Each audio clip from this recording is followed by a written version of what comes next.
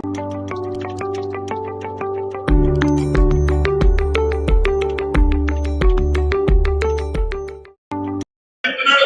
నమస్తే, welcome to మన కాందాన్ media. ఈ రోజు యువ సంగ్రామ సదస్సు మీటింగ్ లో కేటీఆర్ గారు నిరుద్యోగుల కోసం పెట్టిన మీటింగ్ లో మనం ఇక్కడ ఉన్నాం.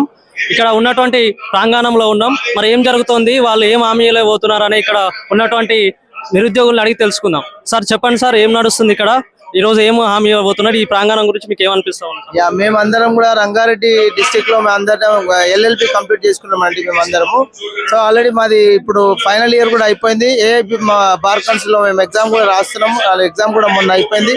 కొంతమంది ఆల్రెడీ ఉత్తీర్ణులు అయ్యిండ్రు. మరి గవర్నమెంట్ లో మనకి ఇచ్చిన ఈ 2.5 సంవత్సరాల్లో ఇప్పటి వరకు వాళ్ళు ఇచ్చిన హామీలు కానీ, అంటే మనమని గారు పబ్లిక్ అందరూ గమనిస్తున్నారు. ఇంత ముందు ఉన్న బీఆర్ఎస్ ప్రభుత్వంలో ఎంత అభివృద్ధి చెందింది, రోడ్లు కానీ, మీరు ఏమైనా మన ఇన్ఫ్రాస్ట్రక్చర్ కానీ ఎంత డెవలప్ అయింది, సోషల్ మీడియా ఎట్లా ఉంది. హైదరాబాద్ కానీ ఒక కొత్త రంగుని ఏర్పరిచిన తెలంగాణ వచ్చిన ఈ 2 టర్ములలో, ఆ 2 టర్ములలో వచ్చిన ఏదైతే డెవలప్మెంట్ ఉందో ఆల్మోస్ట్ మళ్ళీ ఒక 10 సంవత్సరాలు మనం బ్యాక్ పోయినామని చెప్పుకోవచ్చు.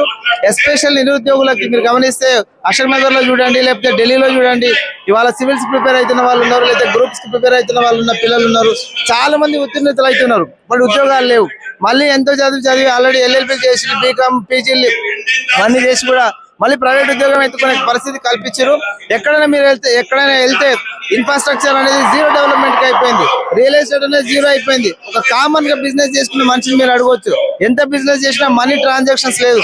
చాలా వరకు పబ్లిక్ ఎంత సఫర్ అవుతున్నారంటే, మనకు డిమానిటైజేషన్ అయినప్పుడు ఎవరు ఇంత డబ్బు గురించి ఎవరు ఇబ్బంది పడలేదు.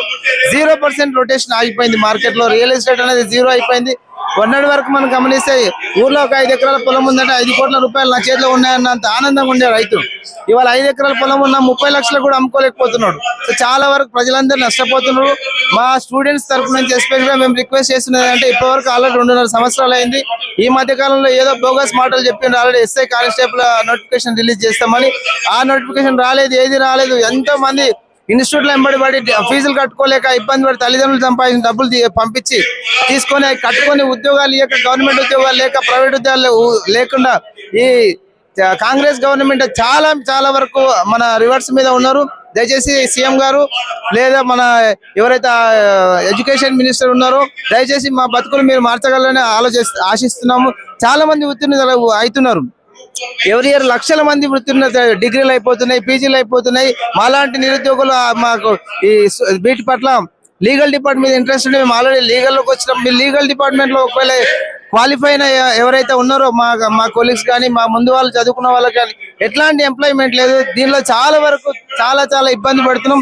దయచేసి మీరు ఇవన్నీ గమనించి ముందు రోజుల్లో మీరు తొందరగా ఇమీడియట్ గా యాక్షన్ తీసుకొని మాకున్న ఈ ఎడ్యుకేషన్ సంబంధించిన ఏదైతే మా లీగల్ డిపార్ట్మెంట్ ఉన్నారో వీళ్ళకి కానీ, లేకపోతే కాంపిటేటివ్ ఎగ్జామ్స్ లో ప్రిపేర్ అవుతున్న గ్రూప్స్ కానీ, సివిల్స్ కానీ, వేరే బ్యాంక్స్ కానీ ఏదైనా మీరు నోటిఫికేషన్ ఇస్తేనే, ఎంతమంది లక్షల మంది చదువుకున్న వాడికి ఉద్యోగం రాకపోతే వాడు ఏం చేయాలి? కోట్ల రూపాయలు పెట్టి తల్లిదండ్రులు కష్టపడి ఇంట్లో కూలినాలు పని చేసుకొని నీకు డబ్బులు కట్టి చదివిస్తే వాడికి ఉద్యోగం రాకపోతే వాడు ఎట్లా బతకాలి? సభ నుంచి మీరేం కోరుకుంటారు? మీరు సభ నుంచి ఏం ఆశిస్తాం? సభ నుంచి మేము బీఆర్ఎస్ పార్టీ అంటే మాకు చాలా అభిమానం ఉన్నది. మేము గత 15 సంవత్సరాల నుంచి టీఆర్ఎస్ పార్టీ కోసం పనిచేసినాం. అన్ని కూడా సోషల్ మీడియాలో ఉన్నాయి.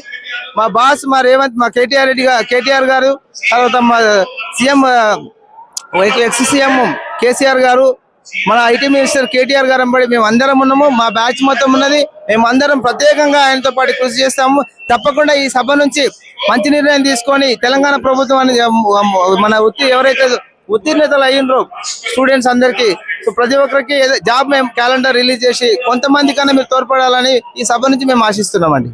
థ్యాంక్ యూ అండి. చూస్తూనే ఉండండి మన కాందాన్ మీడియా.